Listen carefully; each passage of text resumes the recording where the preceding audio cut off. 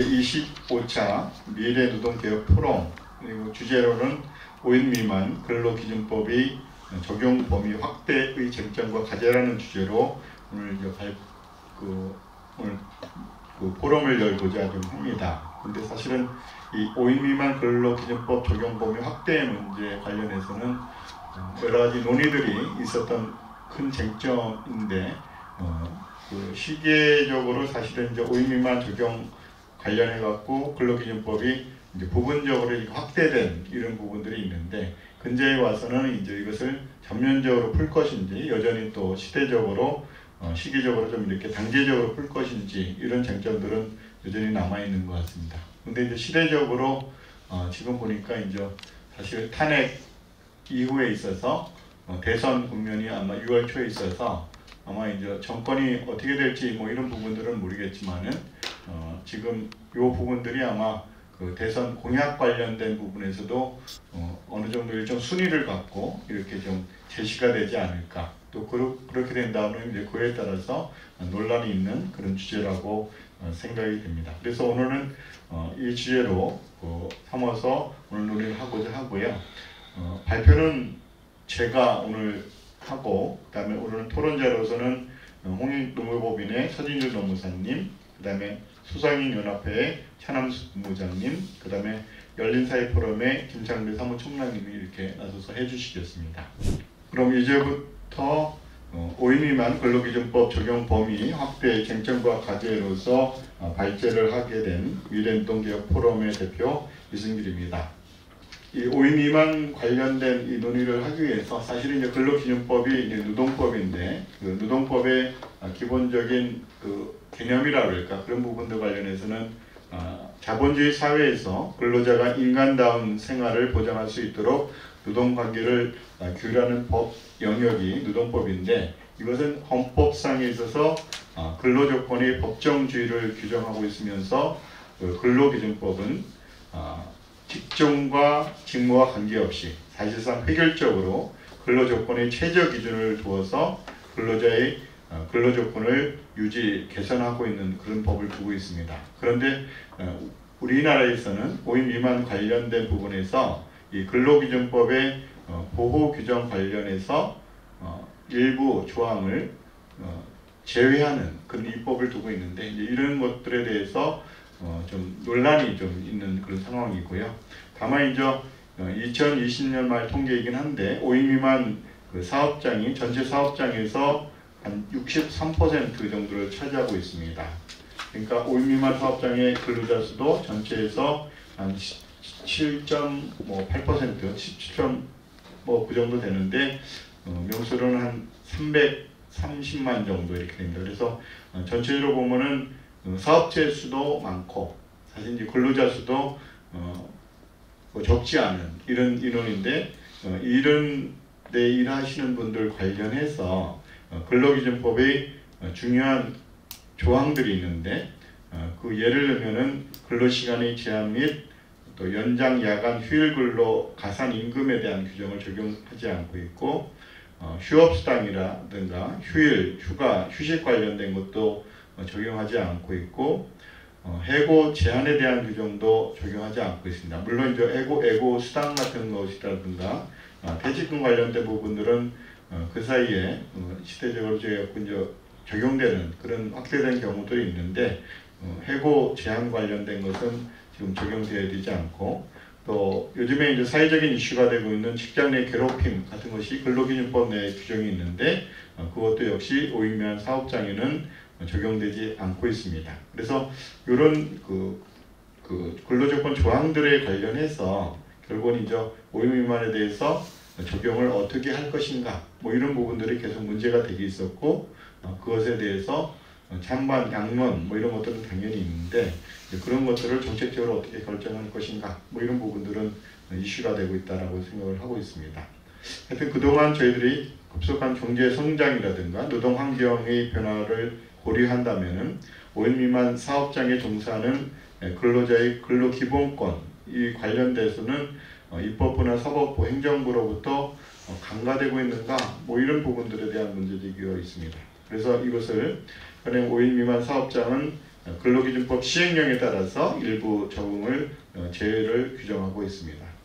다만 이제 사업장 규모별로 일부의 법 적용을 제외하는 것들은 선진국 입법 내에서 저희들이 좀 찾기가 좀 드문 얘기긴 한데, 다만 이제 독일 같은 경우에 있어서는 해고법 관련된, 해고 제한법 관련된 부분에서 시기적으로 어떨 때는 3인 이상에 대해서 적용을 한다든가 5인 이상, 또 10인 이상, 20인 미만 관련된 적용제 이런 것들의 입법은 있는데, 그 외에 다른 국가에서는 이 사업장의 규모에 따라서 어떤 근로조건의 보호를 하는 것들의 입법에는 좀 찾기가 어렵고, 가까운 일본 같은 경우에도 금요에 따른 그런 제한들은 특별히 없는데요.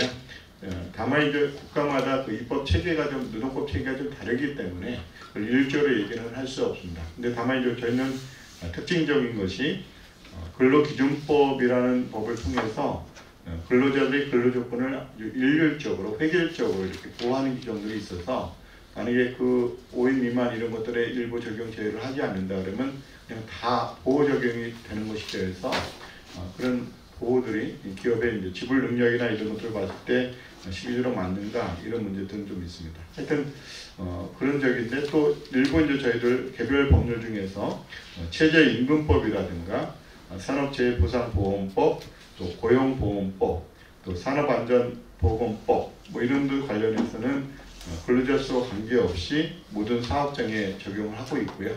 또 산업안전보건법 관련해서 다만 이제 우리 중대재해처벌법 관련된 법률이 있는데, 그것은 이제 시행 시기에 있어서 단계적으로 적용했는데, 지금 이제 5인 미만까지는 아직 이제 적용하지 않는 그런 상태로 되어 있는 부분들은 있습니다.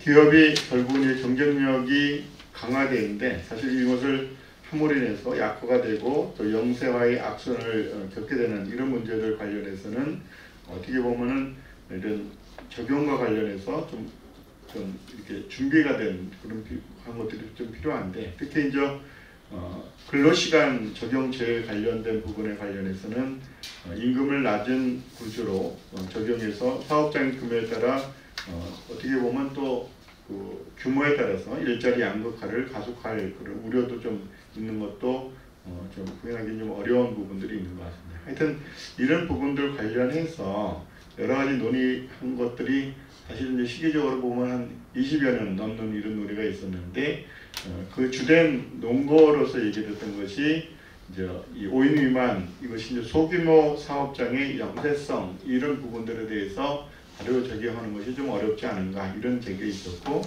또 정부, 특히 이제 고용노동부의 근로감독관을 통한 근로감독 능력들이 현실적으로 그것을 다 그 업무 처리하기가 좀 어렵다라는 부분들이 큰 맥으로서 이렇게 지금 그 문제 제기가 있는데, 지금 시점에서 이런 것들이 계속 유지가 될 수 있는가 이런 부분들의 의문은 좀 얘기를 하고 있고요. 그래서 지난 문재인 정부 시절에서도 사실은 이제 근로감독관 이 숫자들이 공무원들인데 대거 충원이 좀 된 사례가 있고, 또 임금 체불 사건 등의 업무 처리를 개선한 이런 부분들이 있어서 경영 환경에 좀 변화가 있어서 또 이거 적용 범위 확대하는 이런 추진이 있었고, 그 당시에도 국회에서 입법을 할 때 논의가 있었습니다. 근데 이제 다만 정부 입장이 그때 이제 아마 국회 속회를 한번 찾아보시면은 그때 이제 부분적으로는 확대 적용할 그런 것을 검토하고 있다라고 이렇게 발표한 바가 있습니다. 근데 이제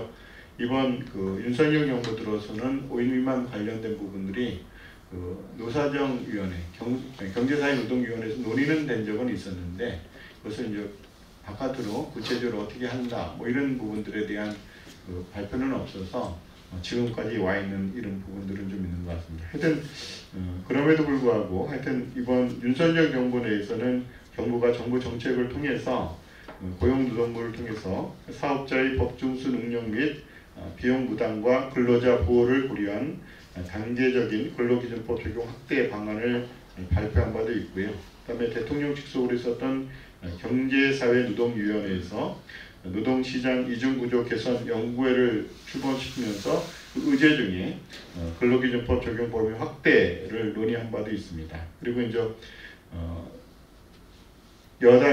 여당에서도 노동개혁특별위원회를 설치해서 제반의 어떤 노동개혁과 관련된 프로그램 내에서도 이 5인 미만에 대한 논의는 있었던 것 같고요. 다만 이제 그때 발표는 공식적으로 이 의제에 대해서 한 것은 좀 없었지 않았는가. 하여튼 논의는 계속 있었다. 그래서 이런 시대 변화에 따라서 단계적으로 근로기준법이 적용 제외한 개별 조항을 재평가해보고 그 개선 방안을 구체적으로 탐구하는 것은 여전히 좀 유효하지 않은가 그런 생각이 듭니다. 앞서도 이제 그 5인 미만 사업장의 그 규모에 대해서 말씀을 드렸는데 통계청의 전국 사업체 조사에 따르면은 자영업자 등을 제외한 전체 사업체 수는 한 1,995만 개소. 그러니까 사업체 수가 굉장히 많은데 그 중에서 이 5인 미만 사업체 수가 앞서도 말씀드렸듯이 한 62% 정도 차지한다고 하는데 그게 1,240만 개소 정도, 40만 개소나 됩니다. 그리고 이제 근로자도 전체 고용 규모가 한 1,100만 중에서 314만 명, 17% 정도 이렇게 되고 또 남성이 172만 명, 또 여성이 142만 명 이렇게 숫자를 사업체 수나 어떻게 보면 근로자 수를 하나 이렇게 생각해 보면은 이렇게 적지 않은 인원이 근로조건의 일부 조항이 적용되라고 이렇게 또 의문을 가질 수 있어서 어떻게 보면 전반적으로 실태 조사 관련된 근거에서 정말 소규모 사업장에서 영세성에 의해서 어떤 또 부작용들이 있는지 또 이제 일부 노동계의 주장에 의하면은 5인 미만이라도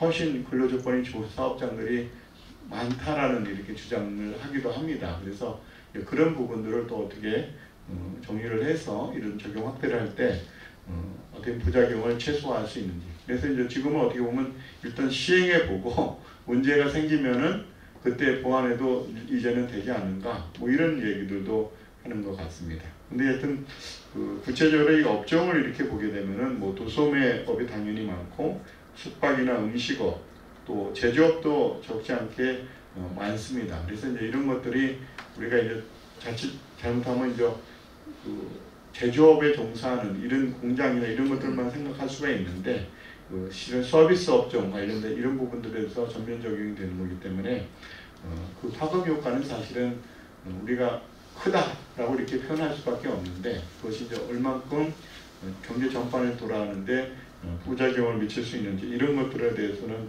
항상 문제 제기가 되고요. 또 하나는 이제 근로자들이 일하는 것은 생활한 어떤 기반으로서 임금을 좀 많이 받는 것들인데 이런 소규모 사업장에서는 어떻게 보면 임금 수준이 좀 낮습니다. 그렇다 보니까 장시간 근로의 이런 원인들이 돼서 이 적용 제외를 근로시간 적용 제외하는 것들이 그런 것들을 법 제도적으로 허용하는 거 아니냐 뭐 이런 것들 관련해서 또 제기도 합니다. 그래서 이제 어떻게 보면 그 쟁점 하나마다 접근할 때 여러 가지 논란들이 있는데 제 개인적인 경험으로는 그런 일부 적용을 확대할 때 전반적인 이런 것들에 대한 검토가 충분히 돼서 하는 것보다는 굉장히 정책적으로 그냥 이렇게 입법이 쉽게 될 수도 있는 그런 적이어서 그 부작용이 좀 우려가 되는 이런 부분들이 있습니다. 그리고 이제 실질적으로 이 5인 미만 사업장 관련 노무 관리 관련된 부분에 관련해서 보면은 실무에서 이렇게 보면은 그 계약 자체들이 사실 이제 서면에 의한 계약 이런 거라기보다는 구두 계약이 많고 또 대부분이 노사관계 고용관계가 장기간 운영을 하고 있는데 근데 요즘에는 또 이제 젊은 세대들이 서면 계약을 많이 요구하기도 합니다. 그래서 노사가 근로기준법 준수에 대한 관심이 또 인식이 확대되고 있는 경향도 있어서 또 이런 또 변화에 대해서 지금 종전에 있는 이런 것들을 어떻게 유지할 것인가 뭐 이런 저기들도 있고요. 또 경우에 따라서는 지금 노동계에서 큰 틀에서 포괄임금제 이런 거 금지 뭐 이렇게 하고 있는 얘기 있는데 5인 미만 사업장 같은 경우는 이런 것들이 많이 시행되고 있는 부분들도 있어서 역시 그것을 이제 법이 잣대로 됐을 때는 여러 가지 또 문제를 제기할 수 있는 부분들도 있는 것 같습니다. 그리고 이제 근로기준법 적용 확대에 대한 인식과 관련된 부분에서 제조업을 이렇게 보면은 이제 법정 근로시간은 대체적으로 준수하는 편이지만은 서비스업 등에서는 장시간 근로를 당연시하게 하는 경향들이 있어서 이것들이 이제 시대 변화에 따라서는 이 근로시간에 대한 준수 이런 것들이 좀 필요하지 않은가라는 이런 부분들에 대한 얘기가 당연히 얘기될 수밖에 없고, 또 저희는 가산임금 가산임금의 그 비율, 가산율 자체가 평균, 그러니까 통상임금의 50% 가산이 돼서 그 비율이 좀 높은 편입니다. 그래서 그에 따라서 장시간근로 하는 것들이 사실은 이제 또 사업자에게 부담되는 이런 부분들도 있고요. 또 사실 이제 저희는 이제 연차 유급 휴가라고 해서 어떻게 보면 1년에 이제 만근을 이렇게 하게 되면은 15일에 대한 연차 휴가를 주고, 또 2년마다 추가되면서 이제 상한 25일까지 이렇게 두고 있는데, 연차 유급 휴가 관련된 이런 부분에 관해서도 제한이 있어서 이 규모에 따라서 이렇게 차별하는 것이 차이를 두는 것이 맞는가, 뭐 이런 것들에 대한 또 문제 제기는 또 당연히 있는 것 같습니다. 그래서 이런 근로기준법 적용 범위 변천과 관련해서 저희들이 근로기준법이 1953년도에 제정이 됐었는데, 그때도 사실은 이제 처음으로 15인 이하에 대해서 일부 이제 적용하지 않는 모든 것을 시발하면서 그 위에 몇 차례의 법 개정을 통해서, 그러니까 1962년도에도 시행령 개정을 통해서 일부 이제 퇴직금이라든가 뭐 이런 것들 관련해서 적용 제외를 한다든가 뭐 이런 것을 두다가 1975년도에 또 어떻게 보면은 이 15인에서인데 5인에서 15인 이하 이런 식으로 해갖고 4인 이하 사업장으로 된 것들이 있고, 그다음에 1987년도에 또 시행령으로 해서 그 규정들을 또 낮추고, 그다음에 1989년도에 근로기준법에서 이제 현재와 같은 상시 4인 미만 사업장의 일부 규정을 적용하도록 되어 있습니다. 그래서 제가 이제 방금 읽었던 상시 4인 이하 이렇게 되어 있는데, 법률적으로는 좀 명확히 한다 그러면은 5인 미만 사업장에 대해서 일부 규정을 적용하는 이런 적이 있습니다. 그래서 그것도 사실 이제 일부 노동법 교과서에 하면은 그 자구 수정을 좀 명확히 해야 된다라고 이렇게 얘기하는 것이 굉장히 오래되는데, 많은 이제 노동법 개정들이 있는데 그런 왕의하는 부분인지 모르지만은 그런 것들이 여전히 또 개정하지 않은 이런 부분들도 있어서 그런 규정을 할 때 우리 이제 이 적용 제외됐던 부분들도 같이 검토해보자 뭐 이런 또 계기도 될 수도 있는 것 같아요. 그런 일부들이 있어서 하여튼 변천의 과정들이 좀 있습니다. 그래서 그거는 제 자료에 팍스로 하나 이렇게 정리해 놓은 것이 있으니까 참조하시면 될 것 같고요. 그 다음에 이제 표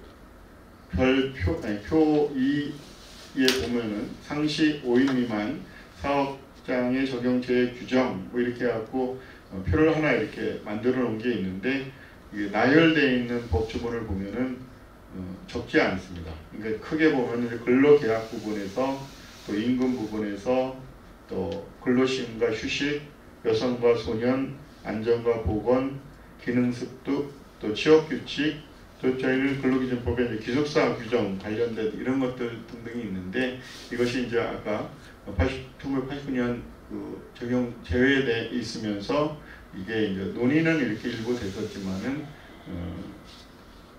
일부 적용을 확대한 이런 것들이 결과가 없어서 이런 부분들의 논의는 계속 있는 것 같습니다. 그래서 개인적으로 금년에 이렇게 보니까 노동계에서 특히 이제 5인 미만 사업장에서 이제 해고의 제한 규정이 적용되지 않고 있는데, 이제 그런 부분들을 지방노동위원회에서 어떻게 보면 5인 미만 사업장에서 근로자가 해고를 당해서 구제 신청, 징계를 받거나 구제 신청을 했을 경우에는 5인 미만이 되면은 그 신청 자체가 그냥 요건이 불비해서 각하가 됩니다. 근데 그 사건 통계적으로 보면은 각하된 사건 중에서 이 5인 미만 사업장 부분들 관련해서 연도별로 좀 틀리긴 틀리는데 노동위원회 사건이 요즘에 이제 중폭에 대해서 한 14,000건 정도 뭐 이렇게 되는 와중에서 그 부분만 이렇게 맞춰서 이렇게 보게 된다고 그러면 한 170여 건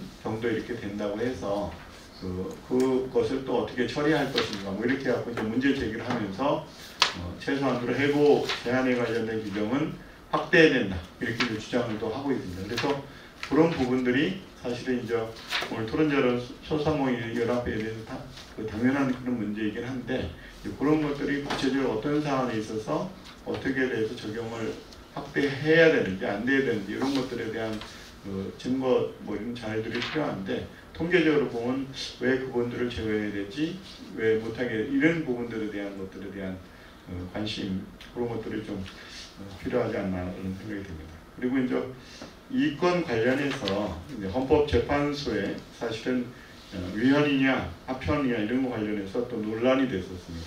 그래서 이제 한데 이제 헌재에서는 지금 기본적으로는 그 헌법 11조의 평등 원칙에 기반해서 그러니까 모든 국민은 법 앞에 평등하다는 거에 대해서 위반되는지 관련돼서 대체적으로 합헌이라고 이렇게 판단을 하고 있고요.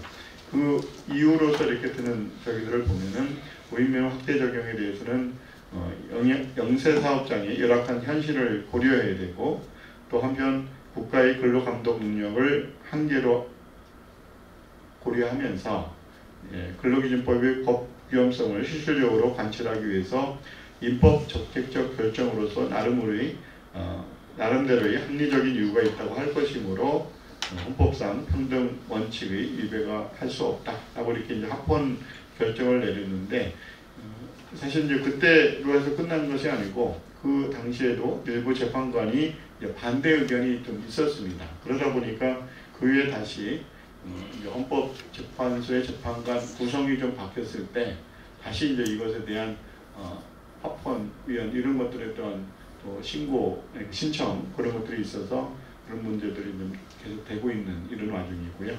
또 그 사이에 저희는 이제 국가인권위라는 또 기구가 있는데 거기서도 이 5인 미만 사업장 관련해서 일찍이 2022년 9월 달에도 이 권고 형식으로 해서 사실은 이제 단계적 적용 기준과 방식을 통해서 뭔가 좀 변화가 있어야 되지 않겠는가. 그리고 이제 사용자의 부담 완화 방안을 나름대로 제시한다고 하면은 또 가능하지 않겠는가라는 것에 대해서 공고를 또 내린 바도 있습니다.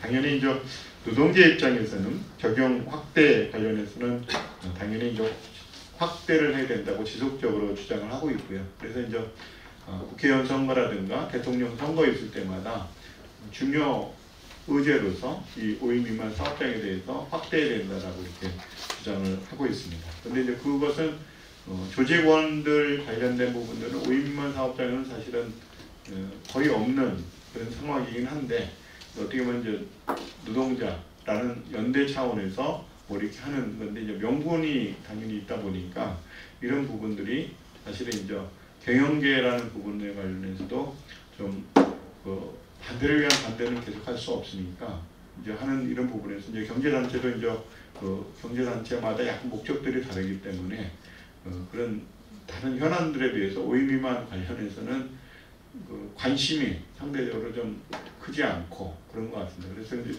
실질적으로는 이 소상공인 중심으로 이익을 대변하는 그런 단체에서 더 적극적으로 이런 것들을 좀 준비해야 되지 않겠습니까? 다만 이제 경영계의 기조는 사실은 이제 적용 확대 관련해서는 좀 시기상조론 이런 관점에서 좀 입장을 계속 견지는 하고 있는 것 같습니다. 그리고 이제 앞서서 고용노동부 고용노동행정개혁위원회라고 이 권고라고 했는데 이건 이제 문재인 정부 때 지난 정부 때 이와 관련해서 확대를 하겠다라고 이렇게 언급한 바가 있어서 그때 이제 제 개인적으로도 국회에서 입법 관련된 공청회라고 해서 그때 했을 때 진술할 때도 이렇게 보니까 이 관련된 것은 고용노동부 내부에서도 검토를 하고 있고 부분적으로 좀 확대할 그런 것들은 지금 검토하고 있다라고 이렇게 얘기한 바는 저도 들은 바는 있습니다. 하여튼 그런 적이고요. 그래서 이제 대통령 업무보고나 정부 입장들 관련해서는 뭐 반대다 이렇게라기보다는 시기를 봐서 그 부분들을 검토하면서 부작용이 최소화하는 이런 방향에서 추진을 하지 않을까라고 이렇게 좀 추정을 할 수 있는 것 같고요.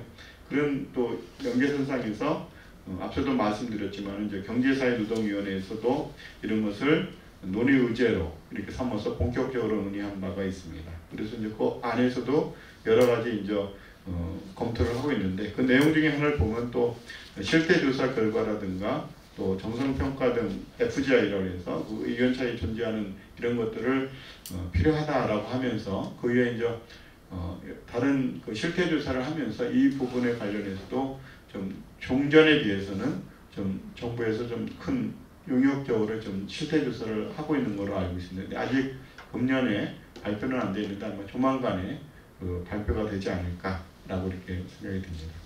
그리고 이제 국회에서 사실은 15대 지금이 이제 22대이니까 15대서부터 매 그 회기 때마다 사실은 이 적용 확대 관련해서 특히 이제 그 야당이 됐던 여당이 됐던 이런 관련해서 이제 법안들을 계속 낸 바는 있습니다. 근데 이제 구체적인 논의는 없었고 다시 이제 회기가 끝나면서 이제 자동 폐기가 되면서 또 회기가 다시 시작되면은 또 새로운 의원들이 또 그 법안을 그대로 받아서 다시 부분적으로 수정하거나 그대로 하거나 해서 발의를 계속해 온 바가 있습니다. 그래서 그것도 자료로 정리한 그 자료가 표가 있으니까 그걸 한번 보시면 되겠습니다. 그리고 이제 이 근로기준법 적용 관련해서 개별적인 쟁점들을 쭉 살펴는 봐야 되는데 그것을 하나하나 따져보기에는 오늘 발제에서는 다 하기는 좀 어려웠고 또 외국 입법 내 관련된 부분도 부분적으로 다 소개는 드렸는데 이제 그런 부분들 관련해서도 사실은 이제 아까 독일의 해고제한법 외에는 딱히 이제 사업장 규모에 따라서 그것을 제한하는 이런 것도 없고 그래서 이제 제 발표 그러면은 이거 당연히 적용 확대되는 겁니까? 라는 부분에 관련해서는 그런 차원이 아니고 한국적인 실정에 따라서 사업 배짱의 업종이나 직무 이런 것들에 따라서 사실 우리나라만의 그 좀 검토될 사항들인데 특히 이제 근로기준법이라는 것이 사실은 근로조건의 획일적인 그런 것들을 적용하다 보니까 지금 일부 적용된 것을 한꺼번에 적용됐을 때 아까 소규모 사업장의 영세성 부분 관련과 근로감독 이런 부분들은 여전히 실무적으로 또 확인해야 할 부분들이기 때문에 간단한 문제는 아니다라고 해서 그것은 좀 유념의 부분을 강조하고 싶고요. 다만 이제 그 형식과 관련돼서 사실 제가 좀 방향을 좀 얘기하고 싶은 것은 근로기준법 적용 범위 제한 관련해서 이것을 법률에 직접 규율하는 것을 검토해야 된다라고 이제 저는 섞여 썼는데 사실은 이제 시행령에 지금 이걸 두고 있거든요. 일부 적용제를. 그래서 위임으로 이렇게 하긴 하는데 이제 추후에 만약 전면 적용이 된다고 그러면은 모법에 그것이 바로 개정이 되는 형식으로 입법이 될 것 같고요. 그다음에 근로기준법의 적용제 업종이나 업무에 따라서 적용사 특례 규정 마련도 검토를 해야 됩니다. 근데 이제 이것이 조문 하나가 적용되어야 돼서 한다라고 그러면 이거 지금 검토 사항이 그것만 집중하면 되는데 지금 이제 조항들이 많이 있거든요. 그래서 그 부분들을 하나하나 검토할 그 차원은 좀 필요하고 그래서 먼저 적용할 것이다라고 하는 부분들을 정책적으로 결정할 때는 부정이 분명히 있기 때문에 그것도 이제 실태에 따라서 정말 그 수용해도 되는지라는 부분들 관련해서는 검토가 필요하다. 그리고 이제 기업의 사항을 반영해서 결국은 입법을 해야 되고 업종이나 업무에 따른 적용제의 방법 방향을 고려해서 이것들을 좀 했으면 좋겠습니다. 그래서 이런 부분들 관련해서 근로기준법이 어쩌면 제정된 지 한 72년 정도 지난 와중에서 근로기준법에서 일부 근로조건의 보호 조항이 적용 제외되는 것 이런 것들이 사실은 시기적으로 이렇게 쭉 개정은 돼 왔었지만은 지금 이제 본질적으로 지금 이거 전체적으로 다시 확대되느냐라는 문제를 했을 때 그것을 이제 어떻게 시기적으로 할 것인가라는 것은 검토할 부분이 충분히 의미가 있는 것 같고요. 그리고 이제 제가 마지막으로 그 근로기준법 적용 제외 규정 관련된 부분들을 쭉 나열하면서 사실은 이제 적용을 우선적으로 해야 할 부분이 뭘까라는 부분은 이제 한 예로 저는 이제 근로시간이나 연장 근로 또 그 연장 야간 휴일 근로 이런 부분들 관련된 부분을 이렇게 했는데 그 외에도 여성과 소년에 관한 규정들 이렇게 되는데 이제 그걸 2차, 3차 이런 들 등등 관련해서 할 것인가라는 부분들은 개별적으로 이해관계자들이 모여서 충분히 좀 논의가 필요하다. 그리고 이제 아까 해고 관련돼서 노동계에서 지금 이게 현장에서 이런 문제들이 있습니다라고 얘기를 했을 때 저는 이제 이것을 해고 관련된 부분들은 아직까지는 하면서 이제 적용 유보적인 입장을 취하고는 있는데요. 이제 그런 부분들에 대한 논의들도 하나의 근로기준법 전체적인 틀 내에서 하나하나 좀 따져봐야 할 부분들이다. 그래서 이제 이런 것들이 쟁점이 되고 있고 또 과제다라고 하는 것을 마지막으로 말씀드리면서 오늘 발제를 마치도록 하겠습니다. 예, 그 5인 미만 근로기준법 적용 범위 확대 쟁점과 과제 우리 이승길 교수님 발제를 잘 들었고 저는 홍인오법인 공인노무사 서진두입니다. 오늘 좀 토론을 좀 하겠습니다. 이러한 배움의 기회를 주셔서 먼저 감사드린다는 말씀을 좀 드리고요. 그 5인 미만 사업장 근로기준법 적용 범위 확대에 관해서 학자들이나 이제 전문가분들의 일단은 뭐 보편적 지금 얘기들이 나오고 있는 얘기들은 대부분은 좀 이제 어쨌든 단계적으로는 좀 확대해 나가야 되지 않느냐 뭐 이런 관점인 것 같습니다. 그래서 이제 무엇을 좀 일정 기간 하에 어떻게 풀고 또 무엇은 또 어떻게 풀고 뭐 이런 관점인 것 같습니다. 근데 여하튼 어쨌든 뭐 5인 미만 사업에는 근로기준법 중요한 조문 대부분이 적용되지 못하고 있는 것이 현실이고요. 그런 면에서는 아직은 이제 실질적 법치주의가 우리나라에서 아직 구현되고 있지 못한 것은 사실인 것 같습니다. 그런 의미에서 이제 이러한 그 논의들이 실질적 법치주의를 완성하기 위한 중요한 내용이면은 틀림이 없을 것 같고요. 저는 일단 교수님께 드리고 싶은 질문 그리고 제가 생각하는 적용 범위 확대와 관련한 사항에 대해서 간략히 좀 말씀드리고자 합니다. 발제자이신 교수님께서는 적용 범위 확대 방식으로 단계적 점진적인 확대 적용 방식을 말씀하시면서 그 이유로 사용자의 경제적인 부담 능력 고려, 근로자가 가장 필요로 하는 조항부터 순차적으로 보호 필요성의 시급성, 사용자의 법 준수 능력 등 고려 등을 언급하셨습니다. 많은 부분 동의를 하면서 해고와 관련된 조항을 3단계 즉 제도 개선 후 적용 여부 결정 또는 이제 유보 뭐 이런 단계로 두신 이유에 대해서 좀 다시 한번 좀 말씀해 주셨으면 합니다. 참고로 이렇게 질문 드리는 이유는 해고와 관련된 조항은 보호 필요성의 시급성 그다음에 근로자가 가장 필요로 하는 조항에서는 어떻게 보면 당연히 첫 번째일 수도 있다고 보이고 그러니까 사용자의 경제적인 부담 능력 고려 측면에서도 오히려 1단계로 말씀하신 시간의 근로에 대한 보상 부분이 어떻게 사용자의 경제적인 부담으로는 더 클 수 있어도 보이기 때문입니다. 그 점을 좀 한번 여쭙고 싶었다 이런 말씀 좀 드리고요. 그다음에 5인 미만 사업장 근기법 전면 적용 시 우선순위에 대한 제 견해를 좀 말씀드리고자 합니다. 물론 저도 이제 단계적인 확대 적용에 동의하면서 그러니까 확대 적용 시의 우선순위에 대한 견해를 좀 말씀드리겠습니다. 저는 오히려 5인 미만 사업장의 경우 보호 필요성, 그다음에 사용자의 경제적인 부담 능력, 근로자가 가장 필요로 하는 조항부터 순차적으로 라는 어떤 조건을 만족시키면서도 그 사회 갈등의 원만한 해소, 그다음에 근로자 인격권의 실현이라는 측면을 고려해서 해고 보호 제도를 먼저 시행하되 그 해고 보호 제도를 개선 시행할 것을 좀 제안드립니다. 그 첫 번째로 5인 미만 사업장 중에서도 업종 또는 매출액 등을 기준으로 하여 건실한 기업은 5인 이상 사업장과 동일한 해고 보호 기준을 적용할 필요도 있을 것입니다.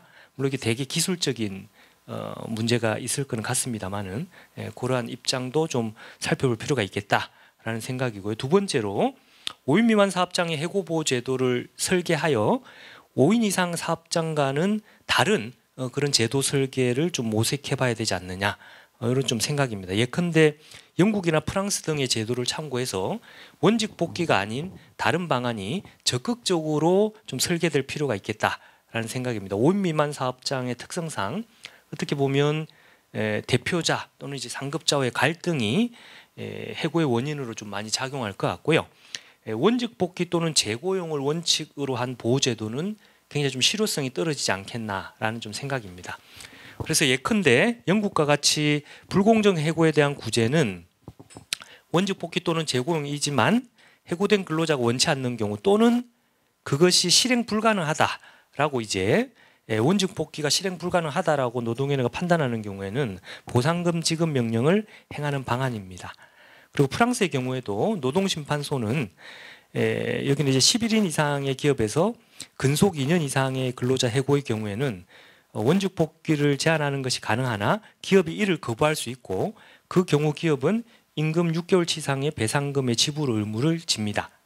그리고 또 10인 이하의 경우에는 근로자가 입은 손해를 배상할 것만 명령을 받습니다. 그러니까 이런 점들을 좀 참고를 해서 5인 미만 사업장의 그 경우에도 이 원직 복귀나 재고용 외에 적절한 어떤 배상 이런 부분들이 좀 고려될 필요가 있겠다라는 거고요. 그러니까 실제로 5인 미만 사업장의 사업주들은 정당한 이유 없이 해고할 경우 경제적 그만큼의 또 경제적 타격을 예상해야 하므로 오히려 해고에 신중을 기할 수 있을 것이며 합의에 의한 희망퇴직 등으로의 그런 유도도 좀 많이 좀 촉발시킬 수 있을 것이라는 생각이 듭니다. 또 다음으로 5인 미만 사업장의 경제적 여건 등을 고려해 5인 미만 사업장의 경우 예컨대 변경해약 고지 제도가 적용되도록 할 필요도 있습니다. 이건 이제 뭐 잘 아시다시피 독일의 제도인데요. 즉 근로자가 근로조건 변경을 사용자가 제시하는 근로조건 변경을 좀 하향 변경이겠죠. 그래서 이제 수용하고 근로계약을 계속하거나 그다음에 해고될지를 선택할 수 있도록 하고요. 그러니까 이때 해고될 것을 선택한 근로자는 노동위원회 구제 신청을 통해 재고용 실행이 사실상 불가능하다고 볼 경우에 또는 기업이 원치 않는 경우에는 즉 5인 미만 사업체가 원치 않는 경우에는 근속기간에 따른 일정한 금전 보상이 되도록 하는 것입니다. 저는 그것이 바람직하다라고 보고요. 그러니까 5인 미만 기업 입장에서는 기업이 어려워질 경우 변경해약 고지를 통해 또 이러한 기업을 살릴 수 있고 경영여건 개선을 또 도모할 수도 있을 것입니다. 셋째로 5인 미만 사업장의 경우 해고되는 경우에 다른 직업을 구하는 데 더 어려움이 있을 수 있습니다. 이에 해고 예고 기간을 근속 기간에 비례해 더 부여하는 것을 고려해 볼 수 있습니다. 그러니까 영국의 경우 예고 기간이 근속 기간에 따라 1주에서 12주까지이고 프랑스의 경우 근속 2년이 넘는 경우 2개월의 예고 기간을 두고 있습니다. 5인 미만 사업장의 경우 근로자 기책이 아님에도 너무나 쉽게 해고되고 괴롭힘이나 성희롱의 대상이 되어 쉽게 해고될 여지가 상당히 좀 있습니다. 사용자의 준법 의식이 더 형해화될 수 있는 것입니다.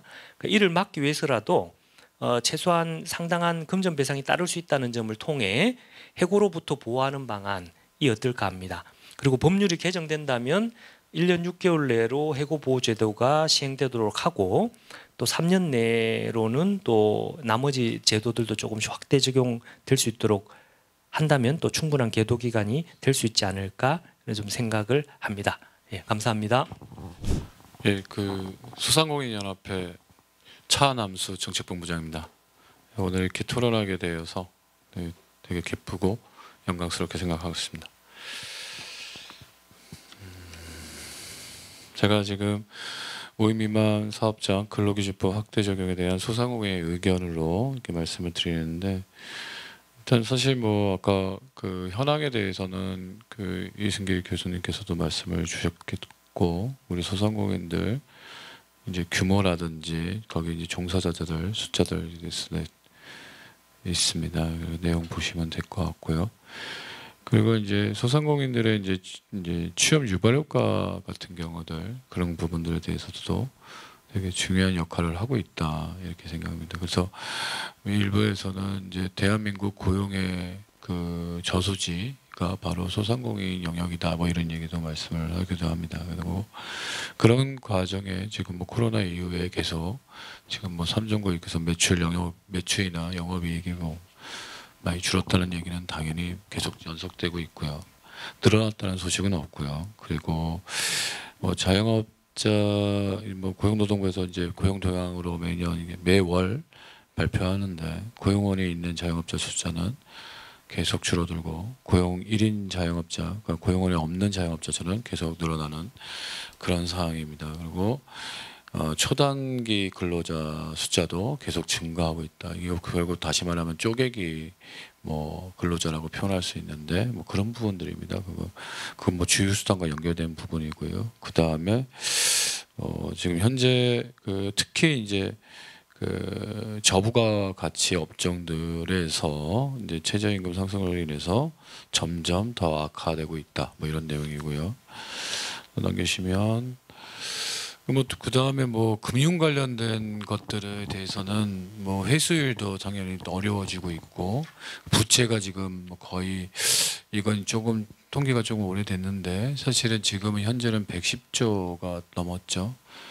그런 상황입니다. 그러니까 이거는 저희가 가장 큰 거는 코로나 이전에 한 600조 후반대였는데 코로나 이전 1918년 그러니까 2018년도 19년도 이때는 한 600억 전 후반대였는데 이게 코로나라는 시간을 거치면서 엄청나게 늘어났다. 그것도 2배 수준으로 이렇게 그럼 이들의 짐은 지금 어깨에 부담되고 있는 짐은 상당히 높다라는 말씀을 드리고요. 그러니까 당연히 이제 그거에 따른 이제 대출 의존도가 높아질 건데 거기에 이제 대부분 특히 이제 소득이 적은 사람들 위주로 상당히 그 부채율이 높다. 뭐 이런 얘기죠. 그런 부분이고 뭐 이제 금리는 이제 급등했잖아요. 옛날에 0.5%대가 지금 3.5까지 갔다가 이제 2.75 정도까지 간 건데 아무튼 이제 한 2배, 3배까지 올라간 거고요. 코로나 시기에.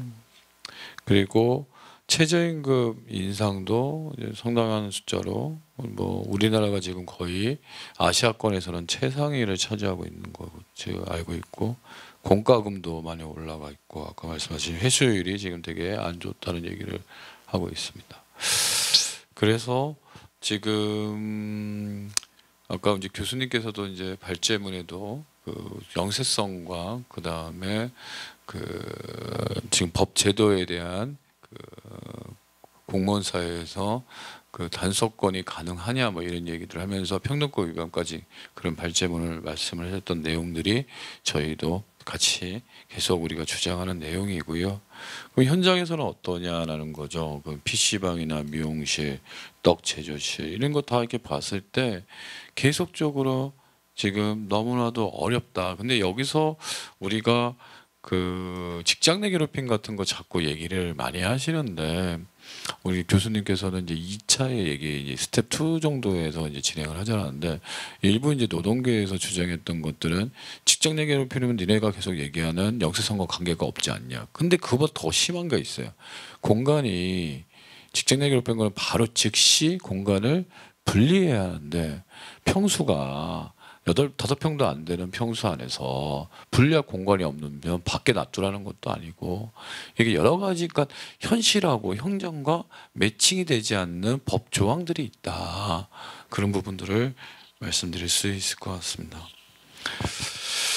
그래서 지금 뭐 결국에는 이제 부담에 대해서는 이제 우리 연합회에서 조사한 결과들이 있는데 그거는 이제 이제 당연히 이제 비용적 부담을 많이 들었습니다. 그러니까 연차 유급 부담 비용들 같은 것들, 그다음에 이제 뭐 말 그대로 이제 유급 부담 같은 경우라든지 뭐 이런 것들이 사실은 가장 큰 비용이죠. 연차 유급 뭐 그다음에 야간 휴일 뭐 사실 이제 그런 것들이 소상공인들에게 이제 비용적 부담에서 가장 큰 거고. 해고는 아까 사실 가장 큰 사실 어떻게 보면은 해고가 제일 큰 문제인데도 불구하고 소상공인 사업장에서는 그 분야는 비용적 부담보다 약하게 보고 있는 것도 좀 아이러니하게 조사가 되는 거죠. 그런 부분들이 있습니다. 그래서 우리는 이런 상황에서 저희가 한 가지 말씀드릴 수 있었던 게 작년도 2023년도인가 24년도에 조사한 결과가 있습니다. 그때 중소벤처연구원에다가 저희가 의뢰해서 조사한 결과를 보면 소상공인들 1인당 추가 비용이 만약에 모든 근로기준법 5인 미만 확대 적용 시 들어가는 비용이 했을 때 연장 근로 같은 경우는 한 12만 원 정도, 13만 원 정도 들어가는 거고, 연차 휴가 수당 같은 경우는 한 50만 원 정도의 비용이 더 들어가는 걸로 조사가 됐고요. 공휴일 근로수당 같은 경우에는 한 평균값이 한 33만 원, 퇴직금이 한 41만 원. 그다음에 그래서 실제적으로 저희가 따져 보니까 그 근로자 1인당 추가 비용이 138만 원 정도의 이루어지고요. 그냥 한 개 기업 한 개인 그 기업에서는 이제 한 350만 원. 그래서 이걸 총 우리 이제 지금 사업자 규모로 다 따져 계산해 보면 4조 7천억 정도가의 규모가 들어가는 걸로 조사되었습니다. 이만큼 이 5인 미만 그 사업장에 대한 그 근로기준법 확대 적용은 소상공인들에게 적지 않은 큰 비용이 들어갈 수밖에 없는 그 법 내용입니다. 그리고 지금 소상공인들 영업이익률이 지금 보면은 실제 그 120만 원 정도라고 지금 조사가 되고 있거든요. 그럼에도 불구하고 지금 아까 말씀하신 대로 한 사람당 130만 원이 들어간다면 이거는 고용을 할 수도 없고 고용을 할 수 없는 겁니다. 그러면 그렇다면 소상공인들 사업장에는 고용이 없다면 당연히 서비스 경쟁력이 떨어질 것이고 서비스 경쟁력이 떨어지면 결국에는 매출이 떨어질 것이고 그렇게 된다면 소득이 없어져서 그들은 결국 폐업으로 이어지는 지금 폐업 백만 시대 얘기 계속하고 있는데 그런 상황이 영속된다면 경기에 진짜 실핏줄 같은 소상공인들이 무너지는 상황은 우리나라 경제에 어떤 영향을 줄지 예측 가능하지 않느냐 생각합니다. 그래서 저희는 뭐 사회적 합의가 먼저적 이루어져야 한다. 이건 그냥 이게 어떤 정책적 수단으로 어떤 그 노동계가 요구해서 또는 어떤 국회 여야가 뭔가 그 한쪽의 주장으로 이루어질 부분이 아니라 실제 이해 당사자인 소상공인인 사업장들의 중심으로 이들이 정말 이런 부분까지는 받아줄 수 있다는 그런 사회적 컨센서스가 이루어지지 않는다면 도입 시의 사회적 혼란은 더 커질 것이라는 것입니다. 그게 저희 첫 번째인 거고 그 다음 두 번째는 일단 준수율을 일단은 저희가 요구하는 거는 인센티브를 좀 그러니까 이런 부분들에 대해서 좀 그전에 이렇게 잘 하던 사람들에게 인센티브도 좀 부여해주고 그 다음에 5인 미만 사업장들이 이렇게 적용했을 때 어떤 사항들이 필요하다는 사전 교육과 홍보 그러니까 기존에 있는 근로기준법에 관련해서도요.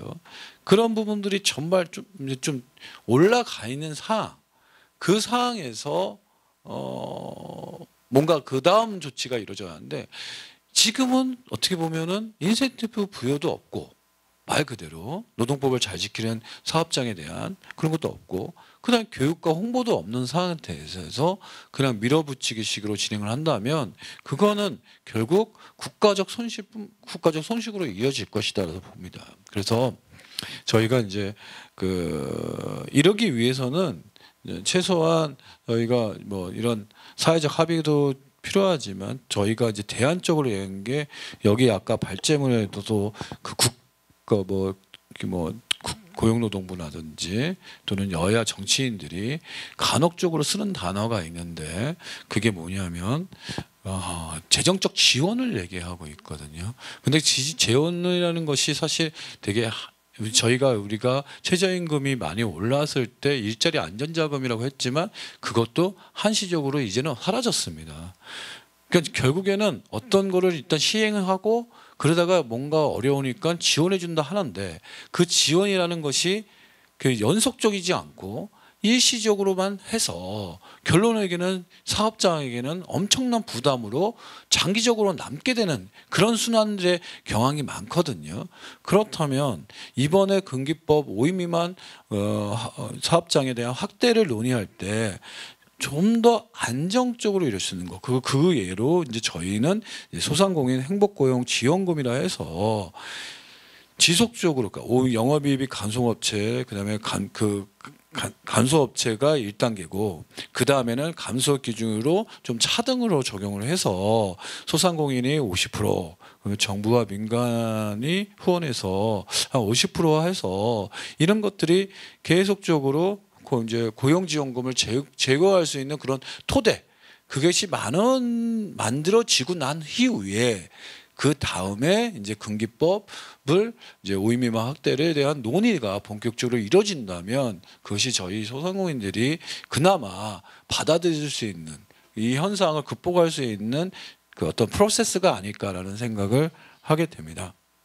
그리고 그 다음 이제 저희가 금기법 적용할 때에 대한 추진 경과라든지 그 다음에 국회 법 발의한 내용이라든지 해외 근로기준법 적용 사례라는 건 이런 내용들은 지금 뭐 아까 발제자님 께서 이승기 교수님께서 잘 정리한 내용과 중복된 내용들도 분명히 있기 때문에 그 내용은 그 내용 그 문건을 보시면 될 것 같고요. 저희가 이제 그 지난 이제 마무리하면서요. 지난 여야 그 정부 비공개 간담회 때 논의하다 보면 지금의 국민의힘 그러니까 여당이 지금은 뭐 여당이라고 표현하려나 아무튼 국민의힘 입장에서는 참 이거는 우리는 소상공인들의 입장을 충분히 알고 있기 때문에 저희가 이제 입법 발의한 내용은 없다. 그 지금 야당에서 그때 당시에 야당에서의 민주당에서 발의한 내용이 있으니 민주당과의 내용을 좀 진행했으면 좋겠다라는 입장을 많이 했고요. 그래서 민주당과의 그런 비공개 간담회에서는 민주당에서는 지금 현재 소상공인들이 좀 어려운 상황이 있다. 그걸 우리도 공감하고 있으니 우리가 일방적으로 법을 진행할 생각은 없다. 그 정도까지는 우리가 의견을 받았습니다. 이상입니다. 예, 안녕하십니까. 저는 지금 열린사회 포럼 사무총장을 맡고 있는 김창배라고 합니다. 오늘 이렇게 토론회에서 불러주셔서 대단히 영광스럽게 생각하고요. 뭐 방금 전에 우리 본부장님께서 차본부장님께서 뭐 여러 가지 말씀해 주셨는데 전적으로 동감을 하고요. 일단은 제 오늘 토론을 시작해 보도록 하겠습니다.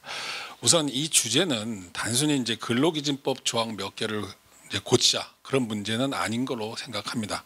사실은 우리가 노동하는 사람을 얼마나 존중할 것인가 그런 사회를 만들어야 된다. 그리고 글로벌 기준에 맞는 나라가 되기 위해서는 어떤 기준을 세워야 하는지 이런 본질적인 질문을 던지는 그런 세미나라고 생각을 하고요. 사실 요즘 일하는 방식도 워낙 다양해졌습니다. 뭐 플랫폼 근로자들도 있고, 그리고 사람들도 이제 노동자의 권리를 소중하게 여기는 그런 인식도 많이 높아진 그런 상태라고 생각을 합니다. 그런데 사실 아직도 5인 미만 사업장에 대해서 법 적용 제외라고 하는 것은 사실은 좀 솔직히 제 느낌에 좀 시대에 뒤떨어진 부분은 좀 있다고 생각을 합니다. 최소한의 노동권은 보장돼야 된다고 생각하는 게 사실 선진국에 대한 국민들의 기본적인 인식이라고 생각을 하고요. 근데 그렇다고 해서 이게 지금 진행이 안 되고 있지 않습니까? 근데 근로자의 권리만 강조해서는 안 된다고 생각을 합니다. 왜냐하면 그 반대편에는 우리 자영업자나 소규모 사업장 그 사장님들의 입장도 충분히 우리가 고려를 해야 되지 그래야 이 법이 계속 지속될 가능성이 있거든요. 확대하는 것이 제도가 오래되고 실제로 효과를 보려면 실효성이 있으려면 현실적으로 그 상대방에 있는 그 자영업자 그다음에 소규모 사업장님들이 감당 가능한 방식으로 돼야 된다라고 생각을 하고요.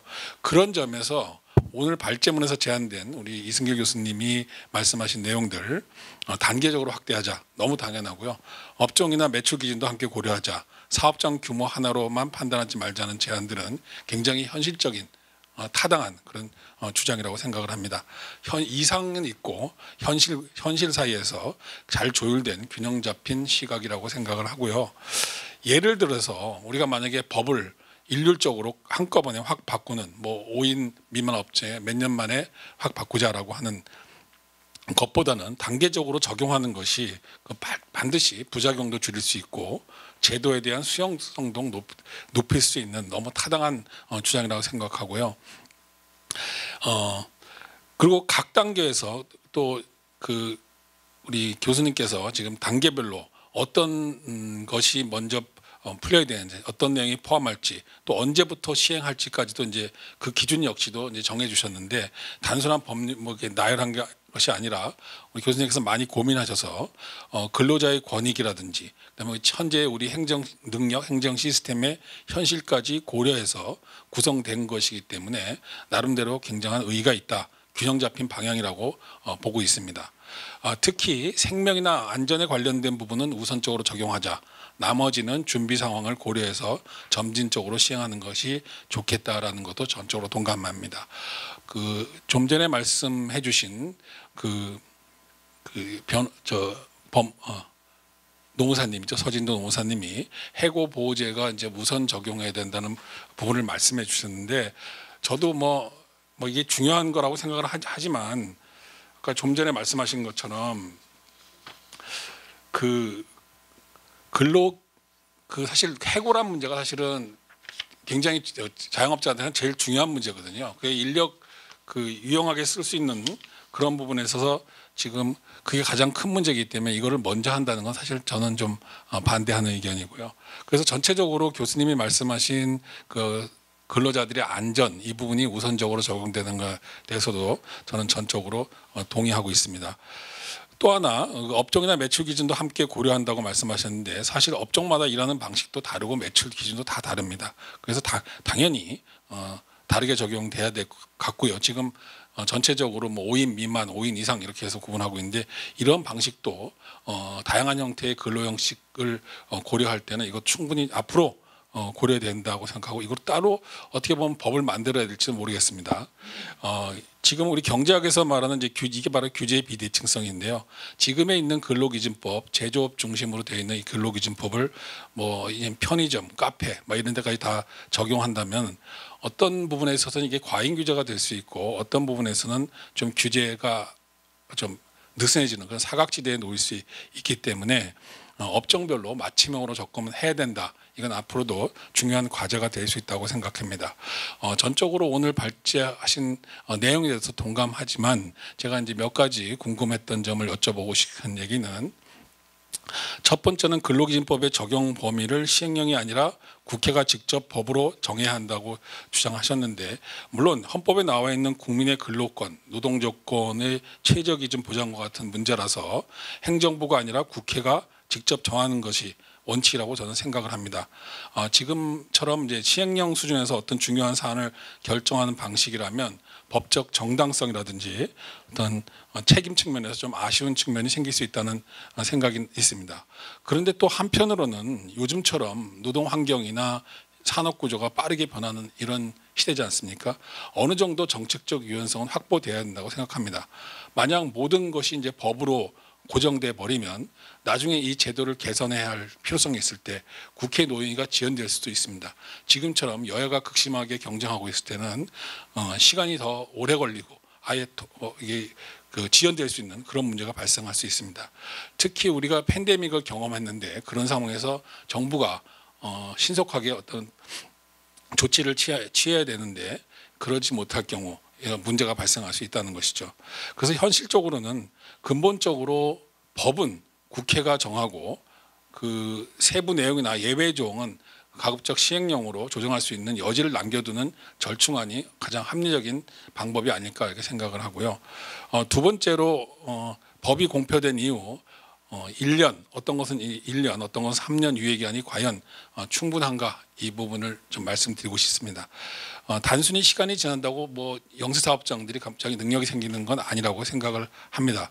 그래서 무엇보다 중요한 것은 아까 말씀하신 것처럼 업종별 사업자 단체와 충분히 논의하고 어떤 시점부터 어떤 조항까지 수용할 수 있는지를 미리 확인해서 제도를 설계하는 것이 진짜로 중요하다고 생각합니다. 일방적으로 법으로 정해서 이제부터 몇 년 후부터 지켜라 하기보다는 현장의 의견을 충분히 반영해서 사회적 합의를 바탕으로 해야 된다는 것입니다. 제가 이런 주장을 하는 것은 이게 맞는 비유인지 모르겠지만 법적인 판단이 엇갈릴 때 형사법에서 말하는 뭐 피고인 이익 우선의 원칙, 뭐 자영업자나 사업주들이 피고인이라고 보기는 어렵지만 이거를 생각해 볼 때 근로기준법에서 일부 적용해 보면 어떻겠냐 그 논리를 그러니까 노동자의 기본권을 해치지 않는 범위 내에서 사업주의 수용 가능성을 우선적으로 고려해서 충분히 의견을 들어서 사업자들은 이런 조항을 언제까지 하면 좋겠느냐, 어떤 제도가 필요하느냐 그런 것들을 좀 더 미리 마련해서 법으로 추진하는 게 좋겠다. 그것은 이제 우리가 어떤 보호를 하거나 어떤 책임을 따지기보다는 이 제도가 도입됐을 때 그 실효성 그리고 지속 가능성을 확보하기 위한 현실적인 절충이라고 생각을 해서 말씀을 드리겠습니다. 이제 제 말씀을 이제 마무리 드리겠습니다. 사실 근로기준법을 확대하면 노동시장의 이중구조를 해소하고 고용 안정이나 생산성 증가 같은 긍정적인 효과 뭐 기대가 될 수 있지만 확실치 않습니다. 그러기 위해서는 그게 그런 효과를 내기 위해서는 현실적으로 영세사업자들의 이제 부담을 줄여줘야 되는데요. 그 자칫 이것이 도입돼 가지고 영세사업자들의 부담만 커지면 고용을 꺼리거나 아예 인력을 줄이게 되는 뭐 정말 최악의 경우 부작용이 생길 수 있다고 생각을 합니다. 그래서 저는 이 제도가 성공하려면 근로자의 보호와 함께 우리 사업주의 현실도 모두 고려해야 된다. 균형 잡힌 시각으로 접근해야 된다. 물론 오늘 발제문들이 그런 균형을 잘 잡았다고 생각을 합니다. 그리고 단계적으로 시행하고 법을 지키는 사업자들에게는 인센티브를 반드시 줘야 되고요. 정부의 지원과 홍보 더욱 강화돼야 됩니다. 이런 것들이 갖춰져야 이 제도를 시행해도 그것이 지속 가능성을 가질 수 있다고 생각을 합니다. 네, 감사합니다. 이상입니다. 예, 오늘 그 제한된 시간에 그 좋은 토론을 해주셔서 감사하고요. 거기에 대한 뭐 충분한 답변이 될지는 모르겠지만은 나름대로 그 발제한 내용과 관련해서 말씀을 드리도록 하겠습니다. 서진두 노무사님께서 사실 우선 적용해서 저는 적용 유예라고 했던 부분들에 대해서 그걸 우선적으로 좀 해야 되지 않겠는가라는 부분들에 대해서 말씀을 드리겠습니다. 사실은 이제 해고 제한 규정이 5인 미만 사업장에 적용되는 것이 어떻게 보면 생존권적인 보호라는 측면에서는 필요한 부분들이 있는데 사실은 이 문제가 저도 이제 근로자들의 일자리 문제이기도 하고 그다음에 이제 근로관계 지속성을 보장하기 위한 규정이라는 점에서도 그걸 끝내는 거니까 사실은 이제 적용 제외 논란에서 이걸 적용해야 되지 않겠는가 이렇게 생각이 드는데 사실은 이제 현행 근로기준법의 해고 규정은 굉장히 엄격한 제한 규정입니다. 그래서 사실은 해고 제한이라고는 하긴 하지만은 해고 금지 규정이다라고 이렇게 해석할 수 있는 이런 부분입니다. 그래서 사업장 내에서 실질적으로 뭐 다양한 사업장이 있으니까라는 부분들이 있는데 해고하는 것들 관련해서 그 정당한 이유가 있어야 되는데 그것이 현실적으로 굉장히 좀 어려운 부분들이 좀 있습니다. 그러니까 사실은 이제 일을 할 때 이 해고 제한에 대한 여러 가지 그 규정들을 지키면서 근로자들을 계속 고용하는 것 이것이 필요하긴 한데 그 근로자가 내가 생각하지 않은 근로자였을 때 이걸 어떻게 할 것인가 관련해서 고민들을 좀 경영자들이 좀 하시는 것 같습니다. 그래서 얼마 전에 개인적으로 그 사건 접한 그런 적에서는 경영 사정이 어려우니까 해고 관련돼서 구제 신청이 들어왔을 때 만약에 이제 적용이 된다라고 그러면 그냥 방법이 없어요. 그냥 폐업하죠. 뭐 이렇게 갖고 그걸 쉽게 얘기하시더라고요. 그러니까 어떻게 보면 거기서 일했던 근로자도 어떤 보호 방안을 찾아야 되고 또 경영자도 생각해야 되는데 이런 다양한 케이스에 대해서 어떻게 해야 될지라는 부분들이 좀 더 규명이 좀 돼야 될 그런 부분들이 아닌가 생각이 들고요. 또한 영세 사업장 같은 경우에는 실질적으로 노무 관리가 굉장히 좀 취약합니다. 사실은. 그래서 그 요건을 갖추어서 해고하기도 사실은 그 어렵고 그 결과론적으로는 사용자가 신규 채용하는 이런 부분들 관련해서도 굉장히 좀 사업을 하게 되면 채용을 하긴 해야 되겠지만은 기피하는 이런 문제들이 좀 있습니다. 그리고 어떻게 보면 좀 보완될 부분이긴 한데 현행 이제 부당해고 구제제도 관련해서는 노동위원회에서 담당하고 있는데 현재 상황으로 보면은 현 조직 내에서는 사건들이 다양한 사건들이 지금 약간 폭증한다고 이렇게 하더라고요. 그래서 지방 노동위원회마다 사정은 좀 틀린데 사실 서울이나 경기 같은 경우에는 이 사건들이 좀 굉장히 많이 폭증하고 있는 저기에서 현재 조직으로서는 업무를 감당하기가 좀 어려운. 그래서 이제 조사관들에 대한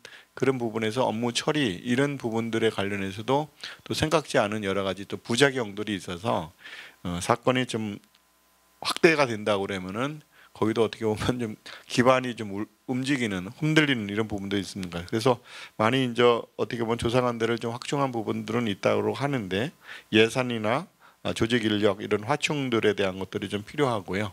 그다음에 해고 모욕 관련된 뿐만 아니고 오늘 얘기됐던 직장 내 괴롭힘 관련 사건 같은 경우도 지금 정책적으로는 노동위원회에서 맡는 것을 담당하고 있는데 사실은 이제 임금체불 사건을 근로감독관이 처리하는 것을 업무 비중으로 보면은 근로감독관이 임금체불 사건이 1이라고 그러면은 괴롭힘 사건을 처리하는 것은 한 8배 정도 힘이 든다라고 이렇게 얘기를 하기도 하더라고요. 근데 이제 그런 업무 일부이긴 하지만은 경우에 따라서 정보를 노동위원회로 지금 그대로 이렇게 이관이 된다라고 하고 또 5인 미만 사업장에 이런 저게 됐을 때 그 현장에서의 문제도 있긴 해요. 하여튼 사건화 됐을 때 그것을 처리할 수 있는 이런 부분들 관련해서는 또 다른 부작용도 있어서 이것이 사회 전체적인 시스템 내에서 참 정리를 같이 해야 되지 않겠는가. 그리고 이제 영국의 뭐 군속별 금속 보장대에 대해서는 우리가 잘 알고 있는 사실이긴 한데 이 적용 확대 관련된 부분에서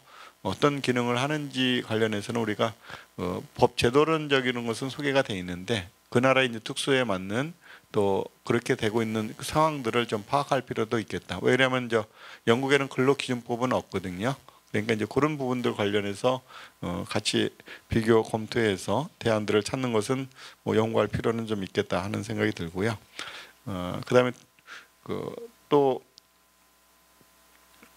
우리 이제 김창비 박사님께서 얘기해주신 직접 법률로 규율하는 것에 대해서는 오히려 그 시대 변화에 따라서 노동 유연성 관련돼서 모법에 법적 근거를 두고 뭐 시행령 뭐 이런 식으로 이제 하는 부분들에 대해서도 정책적으로는 좀 바람직하다고 생각은 됩니다. 근데 여기서 이제 얘기됐던 것은 얘기하고자 했던 것은 이제 사실은 이제 근로자의 기본권 관련된 것이 직결되는 이런 의미에서 이제 그런 내용이라고 그러면은 다른 근로 조건들 관련해서 명시적인 그런 부분들을 이제 의무화하고 있는 부분들이 있는데 사실 이제 입법을 할 때 좀 더 신중하게 접근하자라는 부분에 내재된 그런 얘기도 있고 그래서 무조건 이제 다 그냥 법을 하자라는 부분보다는 그런 내용들을 좀 신중하게 입법하는 데 있어서 정말 필요하다 그러면은 법을 통해서 하는 것이 필요하다라는 그것을 좀 강조하고 싶었습니다.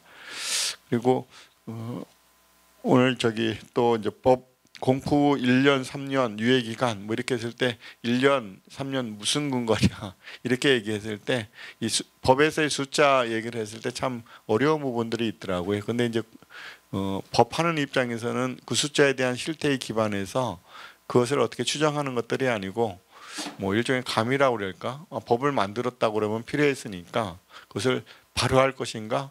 준비가 덜 된 것 같아. 그러면 행정적으로 한 1년 정도면 충분히 하지 않을까? 뭐 이렇게 하고 뭐 2년, 3년 이렇게 되면 왜 그렇게 벌게 잡어? 이렇게 돼서 사실 이제 우리가 중장기적인 관점이라고 이렇게 얘기할 때 일단 중기가 됐든 장기가 됐든 하면 그거 하지 말자는 얘기 아니야? 뭐 이런 식에 대한 입법을 할 때 그런 감이 좀 있습니다. 그래서 그런 것들도 단계적인 것이 뭐 경제계획 5개년 계획 하듯이 기본 계획 5년마다 하듯이 하는 이런 부분들이 있다라고 그러면은 실태에 기반해서 어떤 추정된 그런 것들이 필요한데 이제 우리나라 입법을 할 때는 실태 조사에 기반한 입법들이 그렇게 많지 않아서 그리고 이제 노동 관련된 가까운 일본 같은 경우에는 대체적으로 이제 현장에서 특히 이제 기업 입장에서 이렇게 보게 되면 한 뭐 80% 정도 수용 가능성이 있을 때 입법을 해볼까?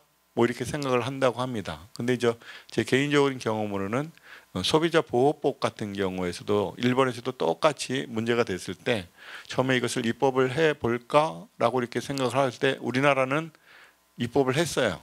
근데 일본은 안 했습니다. 왜 그러냐면은 굳이 법을 안 해도 현장에서 그것을 법을 만들 정도의 그런 것들이 시장 기능이 작동한다라고 하면은 거기에 더 맡겨두고서 이렇게 하더라고요. 그리고 이제 입법을 하더라도 저희들은 이제 하드로라고 그래갖고 처벌을 강화하는 쪽으로 해갖고 법을 끌고 가는데, 이제 가까운 일본 같은 경우는 소프트롤이라 그래갖고 이제 기업들이 그것을 좀 적응할 수 있는 그런 순응할 수 있는 이런 부분들도 입법 태도가 좀 입법 경향이 바뀌고 있는데, 저희는 이제 노동 관련된 법에서 그거 제대로 지키지 않아? 그러면 뭐 과태료가 됐던 행정법을 통해서 그다음에 결국에는 벌금, 경우에 따라서는 징역 뭐 이런 것까지 이렇게 강하게 위화력을 구사해야지 법의 실효성이 강하다 뭐 이런 것들에 대한 풍조도 있어서 법과 현실의 괴리가 상대적으로 큰 이런 부분들이 상존하는 부분들이 있습니다. 그래서 노동 입법 정책적으로 해서도 하드로 경향에서 소프트로 경향으로 가는 부분에 대해서도 우리가 한번 생각해 볼 필요가 있고, 그런 와중에서는 근로자나 사용자의 인식 변화 뭐 이런 것들도 크게 좀 대두가 되고 있습니다. 그래서 이제 그런 부분들을 이제 마지막으로 오늘 차남수 본부장님께서 여러 가지 그 5인 미만 관련돼서 현실적인 지금 상황들을 어려움을 좀 얘기를 해주신 것 같아요. 근데 이제 그런 얘기를 들었을 때 다 어려운 거 아니야? 누구는 더 어려워? 뭐 이런 식으로 했을 때 이제 그런 부분들을 좀 더 그 피부에 와닿게 좀 우리가 공유한다라고 그러면은 입법을 할 때 좀 더 신중하지 않을까라는 생각이 들고요. 또 결국 그런 것은 이런 문제에 관련해서 홍보 내지는 인식을 하기 위한 이해관계자들의 충분한 그 사회적인 공론화 이런 것들이 좀 필요한 것 같습니다. 근데 이제 오늘 얘기했던 것 5인 미만 근로기준법의 적용 확대는 사실 노동개혁 차원에서 개별적 근로관계법 이런 부분들 내에서 큰 틀로 보면은 요즘에 그 임금이나 근로시간 관련된 부분들을 더 중시하는 것으로 해서 논의를 하다 보니까 이게 굉장히 중요함에도 불구하고 좀 변방에 있는 것 같이 이렇게 생각하기도 합니다. 근데 이제 노동시장에서 미치는 영향은 굉장히 크고, 또 이게 이제 선거철 될 때마다 이게 공약 순위로 보면은 저 밑에 있는 것들이 아니고 우선적으로 이렇게 되는 부분들이 있습니다. 그것은 이제 이 영향을 받는 근로자 수들이 많다 보니까 그쪽에서 좋은 의미로서 영향을 미친다, 선한 의미를 미친다라고 하면은